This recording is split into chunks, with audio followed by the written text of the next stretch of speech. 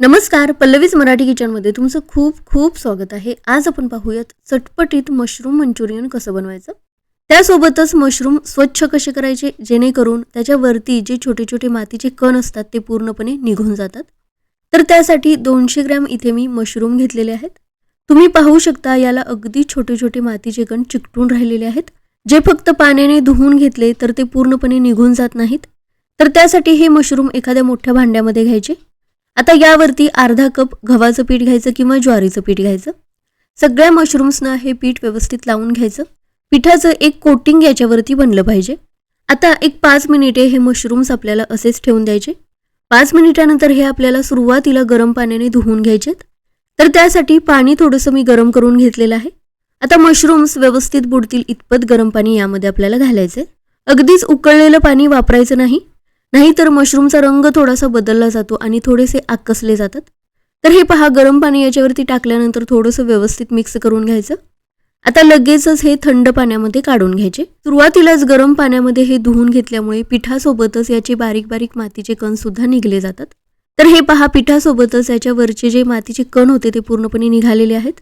आता थंड पाण्यामध्ये अगदी हलक्या हाताने चोळून मशरूम धुवायचे. तर हे पहा, मशरूमचा जो वरचा भाग आहे त्याच्यावरतीच थोडीशी घाण असते. तर अगदी हलक्या हाताने 2 वेळा पाण्याने स्वच्छ धुवून घेतले. याची देठ जर जास्तच लांब असतील तर थोडेसे कट करून घ्यायचे. गरम पाण्यामध्ये धुतल्यामुळे थोडासा याचा कलर बदललेला आहे, पण त्यामुळे याच्या चवीमध्ये काही फरक पडत नाही. पाणी सगळं निथळून घेतल्यानंतर यामध्येच 2 चमचे आलं लसणाची पेस्ट घेतली. त्यानंतर अर्धा चमचा मीठ, अर्धा चमचा लाल तिखट आणि थोडीशी हळद घेतली. घरी केलेली आलं लसणाची पेस्ट सुद्धा वापरू शकता किंवा थोडंसं ठेचून सुद्धा वापरू शकता. आता हे मसाले मशरूममध्ये व्यवस्थित मिक्स करून घेतले. हिवाळ्यामध्ये सर्दी खोकल्याचं प्रमाण खूप वाढतं. मशरूममध्ये भरपूर प्रमाणात व्हिटॅमिन्स असतात, पोटॅशियम असतं, लोह असतं, शिवाय अँटीऑक्सिडंट्स असतात. त्यामुळे रोगप्रतिकारक शक्ती वाढण्यास खूप मदत होते. त्यामुळे हिवाळ्यामध्ये तर मशरूम्स खायलाच हवेत. आता या मसाला लावून घेतलेल्या मशरूममध्ये 3 ते 4 चमचे कॉर्नफ्लॉवर घेतलं. त्यासोबतच 3 ते 4 चमचे मैदा घेतलेला आहे. आता मैद्याऐवजी गव्हाचं पीठ सुद्धा वापरू शकता आणि कॉर्नफ्लॉवर ऐवजी तांदळाचं पीठ सुद्धा वापरू शकता. 2 चमचे तेल ॲड केलं आणि व्यवस्थित हे मिक्स करून घेतलं. अगदी हलक्या हाताने मिक्स करून आपल्याला याचं कोटिंग करून घ्यायचंय, कारण हे थोडे नाजूक असतात आणि मिक्स करून घेताना तुटू शकतात. आता आपल्याला हे तळून घ्यायचं आहे. त्यासाठी एका कढईमध्ये तेल काढून घेतलं. आता हे मंचुरियन आहे म्हटल्यानंतर मशरूम्स आपल्याला अगदी क्रिस्पी होईपर्यंत तळून घ्यायचेत. तर त्यासाठी हे तळण्याची थोडीशी वेगळी पद्धत आहे. तर हे पहा, सुरुवातीला तेल चांगलं गरम करून घेतलं. आता एक एक मशरूम थोडं थोडं अंतर ठेवून तेलामध्ये सोडून द्यायचं. गॅसची फ्लेम थोडीशी कमी करून हे आपल्याला तळून घ्यायचे. तर सुरुवातीला हे सतत हलवत फक्त 70% तळून घ्यायचे. तर हे पहा, याचा हलकासा रंग बदललेला आहे. अजून हे क्रिस्पी झालेलं नाही, मऊच आहे. तर या स्टेजला लगेचच एखाद्या चाळ्यामध्ये काढून घ्यायचं. आपल्याला हे क्रिस्पी होण्यासाठी डबल फ्राय करून घ्यायचंय. तर त्यासाठी 5 मिनिटानंतर पुन्हा तेल कडकडीत गरम करून घेतलं. आता कडकडीत केलेल्या तेलामध्ये हाय फ्लेमवरती आपल्याला हे तळून घ्यायचंय. तर गॅसची फ्लेम मीडियम टू हाय ठेवायची आणि सतत हलवत आपल्याला हे तळून घ्यायचंय.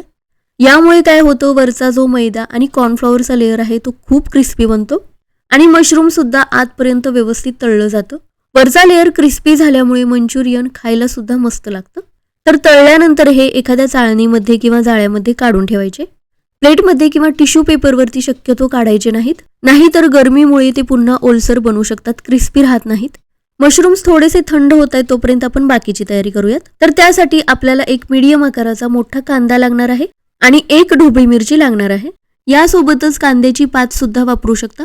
माझ्याकडे कांद्याची पात नाही, त्यामुळे मी कोथिंबीर वापरलेली आहे. तर कांद्याच्या आपल्याला पाकळ्या काढून घ्यायच्या आहेत. तर त्यासाठी एका कांद्याची 4 भाग करून त्याच्या पाकळ्या सेपरेट करून घेतल्या. आता इथे मी मोठी अर्धीच ढोबळी मिरची वापरलेली आहे. त्यातल्या सगळ्या बिया काढून घ्यायच्या. याचे सुद्धा मोठे मोठे काप कट करून घेतले. कोथिंबीर, हिरवी मिरची आणि 7 ते 8 लसणाच्या पाकळ्या बारीक कट करून घेतल्या. अजून एक आपल्याला तयारी करून ठेवायची आहे. तर त्यासाठी एक भांडं घेतलं. यामध्ये 3 चमचे कॉर्नफ्लॉवर घेतलेलं आहे. आता थोडं थोडं पाणी घालत याचं एक बॅटर बनवून घ्यायचंय. कॉर्नफ्लॉवर नसेल तर या ठिकाणी मैदा सुद्धा वापरू शकता. तर हे पहा, अशा पद्धतीचं एक बॅटर करून ठेवायचं. आता मंचुरियन आहे म्हटल्यानंतर सगळे सॉस सुद्धा काढून घेतले. मंचुरियन बनवण्यासाठी एक जाड तळाची पसरट कढई गरम करून घेतलेली आहे. यामध्ये 3 ते 4 चमचे तेल चांगलं गरम करून घेतलं. सुरुवातीला कट करून घेतलेला लसूण यामध्ये फ्राय करून घ्यायचा आहे. इथे मी लसणाचा थोडासाच वापर केलेला आहे, कारण मी यामध्ये शेजवान चटणी वापरणार आहे. त्यामध्ये भरपूर प्रमाणात लसूण असतो, म्हणून लसणाचा थोडासा कमी वापर केलेला आहे. आता यामध्ये कांदा आणि ढोबळी मिरची सुद्धा ॲड केली. मीडियम टू हाय फ्लेमवरती सतत हलवत हे आपल्याला फ्राय करून घ्यायचं आहे. लो फ्लेमवरती हे परतायला गेलात तर थोडंसं हे मऊ पडू शकतं आणि ते आपल्याला हवं तसं क्रंची राहत नाही. तर त्यासाठी सतत हलवत मीडियम टू हाय फ्लेमवरती हलकासा रंग बदलेपर्यंत हे परतत राहायचं आहे. तर हे पहा 4 ते 5 मिनिटे हे परतून घेतलेलं आहे. हलकासा याचा रंग बदललेला आहे. आता यामध्ये 2 चमचे शेजवान चटणी घेतली. त्यानंतर 1 चमचा सोया सॉस घेतला. सोया सॉस जास्त वापरायचा नाही, एकतर तो खूप खारट असतो आणि जास्त वापरला तर चवसुद्धा पूर्णपणे बिघडू शकते. गरज असल्यास 1 ते 2 चमचे चिली सॉस घ्यायचा. 3 चमचे टोमॅटो सॉस घेतलेला आहे. सगळे सॉस ॲड केल्यानंतर मीडियम टू हाय फ्लेमवरतीच आपल्याला हे मिक्स करून घ्यायचे. आता यामध्ये लगेचच बनवून घेतलेलं कॉर्नफ्लॉवरचं बॅटरसुद्धा ॲड केलं. यामुळे मंचुरियन अगदीच ड्राय असं बनत नाही, थोडंसं ओलसर आणि ग्रेव्हीवालं बनतं, ज्यामुळे चपातीसोबत सुद्धा हे खाऊ शकता. व्यवस्थित मिक्स करून घेतल्यानंतर अर्धा ते 1 पेला पाणी यामध्ये ॲड करायचं. कॉर्नफ्लॉवर यामध्ये असल्यामुळे लगेचच थोडंसं घट्ट व्हायला सुरुवात होते. तर तुम्हाला जितकं घट्ट किंवा पातळ हवं असेल त्याप्रमाणे पाण्याचा वापर करू शकता. चवीपुरतं मीठ घालून सगळं चांगलं मिक्स करून घेतलं. एक उकळी काढून घ्यायची. उकळी आल्यानंतर यामध्ये फ्राय करून घेतलेले मशरूम्स ॲड केले. आता हलक्या हाताने सगळं चांगलं मिक्स करून घेऊयात. मशरूमसुद्धा आपले मस्त क्रिस्पी झालेले आहेत, त्यामुळे गरमागरम हे मंचुरियन लगेचच खायला घ्यायचं. थोडा वेळ हे जर असंच राहिलं तर थोडंसं मऊ पडू शकतं. बारीक चिरून घेतलेली कोथिंबीर किंवा कांद्याची पात यामध्ये ॲड करायची. व्यवस्थित मिक्स करून घ्यायची आणि हे पहा अगदी झटपट मस्त चटपटीत मशरूम मंचुरियन तयार झालेलं आहे. मशरूमची भाजी जर खायला आवडत नसेल तर अशा पद्धतीने हे मंचुरियन नक्की करून पहा.